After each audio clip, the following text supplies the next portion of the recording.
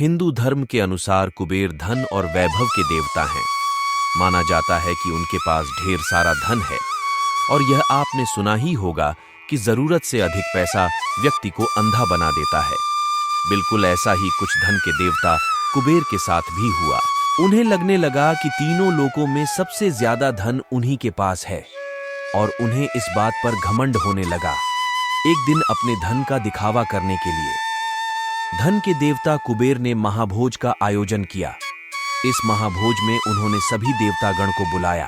कार्यक्रम का न्योता लेकर वो कैलाश पर्वत पर भगवान शिव के पास भी गए और उन्हें विशेष अतिथि के रूप में आने का न्योता दिया।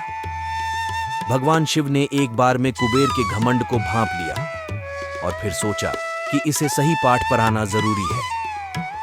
यह सोचकर उन्होंने कुबेर से कहा, कुबेर, हमें तुम्हारा न्योता स्वीकार है, लेकिन किसी जरूरी काम के कारण हम महाभोज में नहीं आ पाएंगे।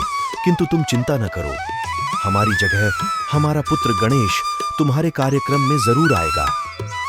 भगवान शिव की बात सुनकर कुबेर खुशी खुशी वहां से चले गए। महाभोज का दिन आ गया।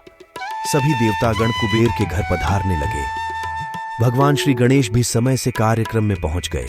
जैसे ही भोजन शुरू हुआ, भगवान गणेश ने सारा भोजन खत्म कर दिया। जब कुबेर ने बाकी मेहमानों के लिए फिर से भोजन बनवाया तो गणपति ने फिर से सारा भोजन खा लिया। भगवान गणेश कुबेर की रसोई में रखा सारा खाना खत्म करते जा रहे थे, लेकिन उनकी भूख शांत ही नहीं हो रही थी।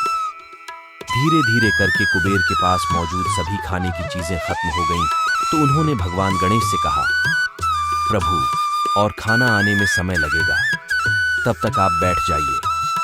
इस पर भगवान गणेश ने कहा, अगर तुमने मुझे अभी भोजन नहीं दिया तो मैं तुम्हारे महल में रखी सारी चीजें खा जाऊंगा। यह सुनते ही कुबेर घबरा गए और उन्हें अपनी गलती का एहसास हो गया। वो तुरंत भगवान गणेश के पैरों में गिर गए और उनसे माफी मांग ली। कहानी से सीख दोस्तों, इस कहानी से हमें यह सीख मिलती है कि हमें कभी भी घमंड नहीं करना चाहिए।